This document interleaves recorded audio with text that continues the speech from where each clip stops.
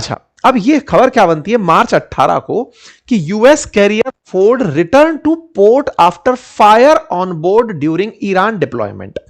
ये ईरान से लड़ाई लड़ने के लिए निकला था। कहां तैनात था वो मैंने आपको बता दिया, यहां पर तैनात था। यहां से तैनाती करते करते अब इसे पीछे हटाया जा रहा है, पीछे हटाया जा रहा है। तो उसके अंदर युद्ध के अंदर जो युद्ध लड़ने आए हैं उनका पीछे हटना दो ही सवाल खड़े करता है कि साहब किसी ने मार तो नहीं दिया, या फिर दूसरा सवाल यह खड़ा करता है कि अमेरिका युद्ध से बाहर जा रहा है। इन दोनों ही मायनों से अलग कोई तीसरी कहानी निकल कर आती है और वो आपको जाननी है। क्या हुआ कि ये ऑनबोर्डिंग के दौरान जब था इसको पीछे हटने की खबर निकली कि साहब इसको पीछे हटना है। खबर निकल कर आई कि इसके ऊपर आग लग गई, इसके अंदर आग लग गई और ये रिपेयर होने के लिए इन अमेरिकन का एक नेवी बेस है क्रेटे में, वहां पर ये रिपेयर होने जा रहा है। क्रेटे कहां है इधर देखिए, ये तैनात था इजराइल के पास, यहां से ये अब पश्चिम की तरफ चलना शुरू किया और क्रेटे ग्रीस के अंदर एक आइलैंड है जो अमेरिका ने अपना नेवल बेस बनाया हुआ है, उस जगह जाकर ये रिपेयर होने के लिए मूव कर गया है। यूएस मिलिट्री के जो बेसेस हैं उनमें से क्रेटे आइलैंड पर इन्होंने ग्रीस में अपना बेस बनाया हुआ है, ये इस तरफ रिपेयर होने के लिए निकल गया है। अच्छा, अब सवाल बनता है कि साहब ये एयरक्राफ्ट कैरियर जो है इसमें आग लगने की घटना क्यों घटी और असल में खेला क्या था, कहां पर चक्कर पड़ा। तो अब इसको ऐसे समझिए कि ये एयरक्राफ्ट कैरियर जो अपने साथ लगभग 4,500 लोगों को लेकर F-35 जैसे जो फाइटर जेट्स हैं उनको अपने ऊपर लाद कर युद्ध लड़ने निकला है।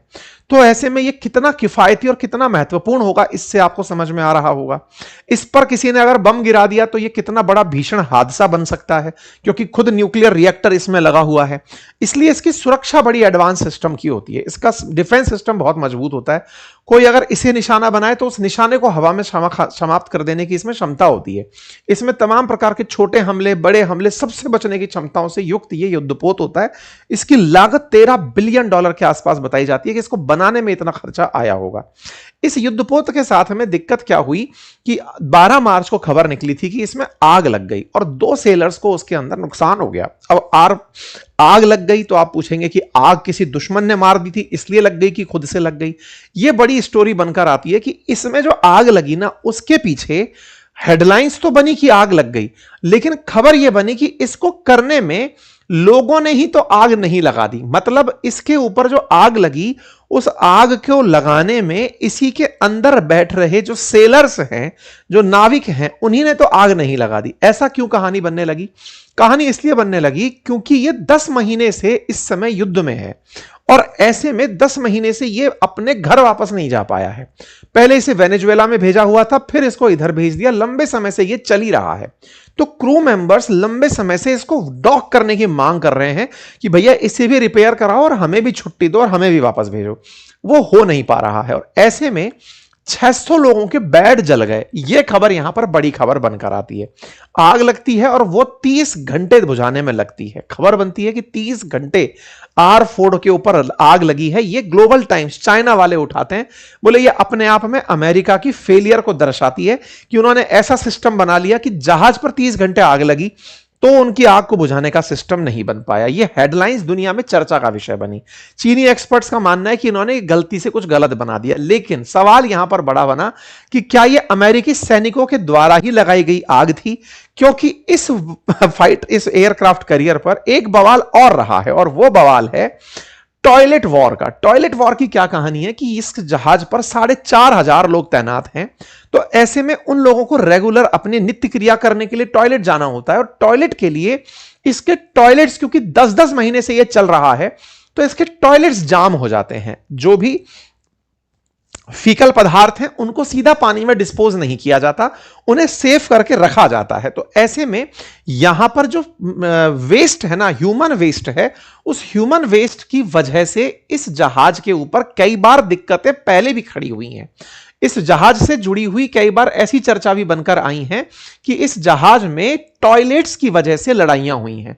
टॉयलेट्स के हालात जो हैं वो तस्वीरों के सामने आपके सामने है। चर्चा बनती है कि यहां पर टॉयलेट्स का क्लॉग हो जाना, जिसके चलते टॉयलेट्स में जाने में असुविधा होना, जहाजों का प्रॉपर तरीके से अपने स्थान पर डॉक ना हो पाना, यह बड़ी चर्चा का विषय बना है।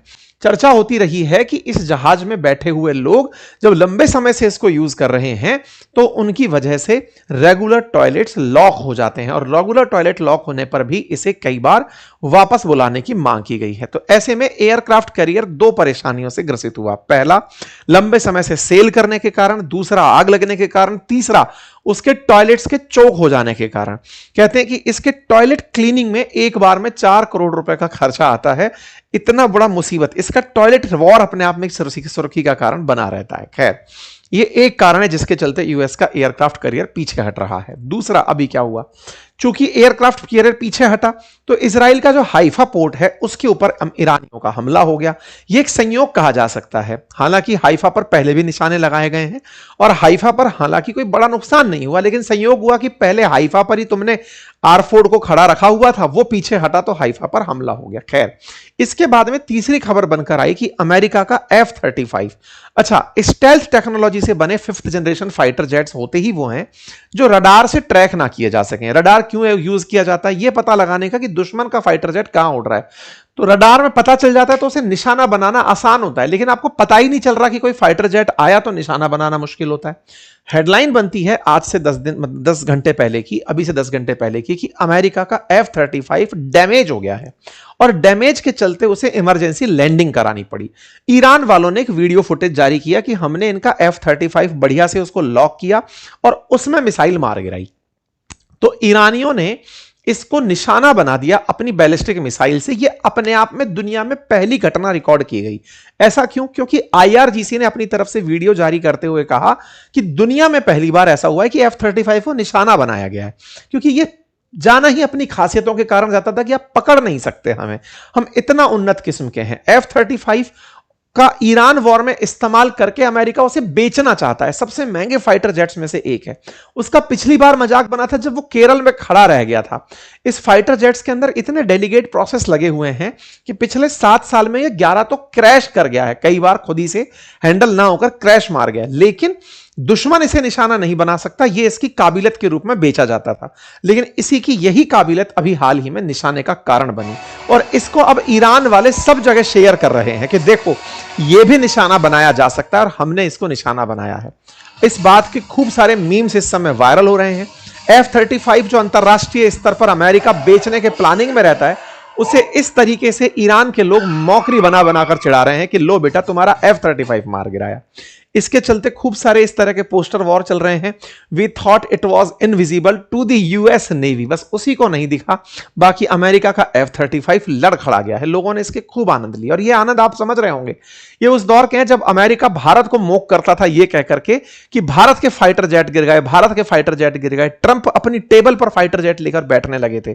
कारण क्योंकि उन्हें राफेल नहीं बेचने देना था भारत को, अपना F-35 बेचना था। और अब क्या हुआ कि F-35 ही मार खा गया। अब तो न्यूज ये तक निकल रही है कि उसको ढूंढने के लिए चिनूक भेजा गया है कि ढूंढा जाए कि कहां गिरा है। अब ये बात तो खैर अब मतलब कितना सही है कितना गलत बाद में पता चलेगा, लेकिन उस फाइटर जेट को ढूंढवाया जा रहा है। कुल मिलाकर के अमेरिका को काफी सारी ऐसी चीजों का रियलिटी चेक हो रहा है इन दिनों, जिसे वो शायद काफी दिनों से नहीं किया था। लेकिन अमेरिका इन चीजों से निपटने के लिए अन्य फाइटर जेट्स को, एयरक्राफ्ट कैरियर्स को भेज रहा है। जैसे पहले ही यहां पर अब्राहम लिंकन तैनात था, फोर्ड तैनात था, अब यहां पर और जैसे ट्रिपोली जो तैनात था साउथ एशिया के अंदर, ये इसके अंदर अपने साउथ चाइना सी के अंदर, उसे निकाल करके ट्रिपोली को इधर की तरफ रवाना किया गया है। ये इनकी 7th फ्लीट है USS ट्रिपोली। उसके बारे में अपडेट आता है कि अमेरिका ने जब आरफोर्ड यहां से हटा है तो ट्रिपोली को इधर भेजने का आदेश दे दिया है। हेडलाइन निकल कर आती है, स्टेट ऑफ मलक्का पर ट्रिपोली नोटिस होता है। ये एयरक्राफ्ट कैरियर है कि ये इस युद्ध के लिए शामिल होने जा रहा है। तो यहां से इसको यहां पहुंचने में 2 हफ्ते का समय लग सकता है, लेकिन ये दिशा बदलकर निकलना शुरू कर दिया है। कुल मिलाकर के आरफोर्ड का हटना और ट्रिपोली का उधर जाना, ये ओवरऑल ये दर्शाता है कि अमेरिका युद्ध से हट नहीं रहा है, रिप्लेस कर रहा है चीजों को। और इसके पीछे का बड़ा कारण है कि खर्ग आइलैंड जो ईरान के नजदीक नजदीक स्थित है, उसे ये टारगेट करना चाहते हैं। तो खर्ग आइलैंड की सारी कहानी यहां पर निकल कर आती है। ठीक है साहब। अब एक और चीज भी यहां पर है कि ये अगर जाएगा ट्रिपोली तो हो सकता है कि उसे यमन का या फिर बाबे मंडल का नुकसान देखने को मिल जाए। वो आगे की बात है, हम उसकी चर्चा करेंगे। इसके अलावा भी अमेरिका का जो USS बॉक्सर है वो भी सैन डियागो से रिलीज कर दिया गया है कि जाओ भाई, R4 हट गया है, आप जाकर के वहां पर सुरक्षा करो। तो USS Boxer, USS Comstock, USS Portland, ये भी गल्फ की तरफ रवाना कर दिए गए हैं। तो R4 के हटते ही बहुत सारे एयरक्राफ्ट कैरियर्स को और बहुत सारे युद्धपोतों को गल्फ की तरफ अमेरिका ने मोड़ दिया है। मतलब यह है कि अमेरिका गल्फ से पीछे हट नहीं रहा है, रिप्लेस कर रहा है किसी और को किसी और के थ्रू। ये रहे अपडेट। उम्मीद है कि आप सभी साथियों को यह जानकारी अपडेट के रूप में पसंद आई होगी। अगर आई है तो साथियों के साथ सेशन को साझा करें। चैनल पर नए हैं तो सब्सक्राइब करना ना भूलें। धन्यवाद।